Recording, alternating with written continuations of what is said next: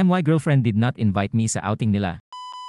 MYG had a planned vacation together with her 4 office mates this Holy Week. Didn't know na may plano pala sila since I was planning that we can have a nice staycation din. Ang kinapuputok lang naman ng botsi ko ay bakit hindi ako sinama sa plan nila, or at the very least, niyayaman lang sana ako. Found out that 4 of her office mates brought their jowa partners sa trip and siya lang yung walang +1. Kinausap ko naman siya about this, pero ang reason niya ay ayaw niya akong ma-awkward or ma-OP since hindi ko raw naman sila mga kilala. Tapos 2 araw yung trip. I always say to her na hindi niya kailangan humingi ng permission sa akin sa mga bagay na gagawin niya, as long as nagsasabi naman siya ahead of time. Hindi ko rin ma-explain masyado pero nagtatampo ako sobra. I know she have a life bukod sakin pero of course I still want her to enjoy and mag-relax. After namin mag-usap, tinanggap ko yung reason niya as is at hindi na pinalaki yung issue since baka isipin niya na parang ang needy ko. Pero iwan, something stings talaga. PS, just saw a group photo nila together with her office mates plus jowa partner, couple poses, tapos siya ay nakayakap mag-isa, hahaha. Di ko gets ano ba mararamdaman.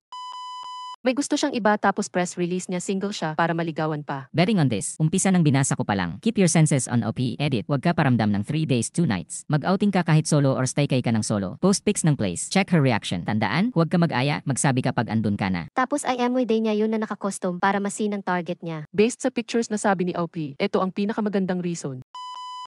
Feeling single. Totohanin mo ng matauhan. This lol, toxic as it may seem pero very effective. Bro, I'd be super pissed too. Something fishy with this girlfriend of yours. Feeling ko tuloy kinakahiya niya ako isama sa mga lakad niya or baka hindi siya mag-enjoy kapag kasama ako. Hahaha, ang labo men. Di nila alam na may BF siya, OP. Or may isa pa siyang BF na di mo alam. Tingin ko yung una to tapos may inaasar sa kanya sa office na iba. Na-enjoy niya siguro kaya ayaw niya ipakilala beef niya.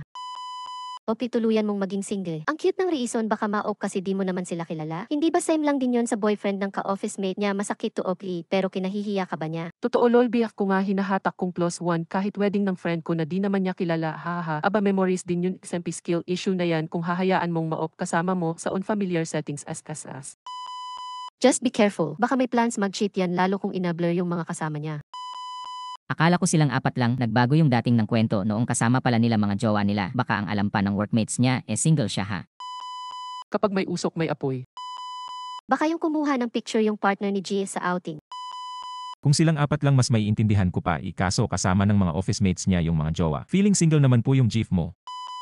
Anong maipapayo mo sa sitwasyon ni Kuya? Share mo naman sa comment section. Nag-enjoy ka ba? Like and subscribe para sa susunod pang mga videos. Ingat!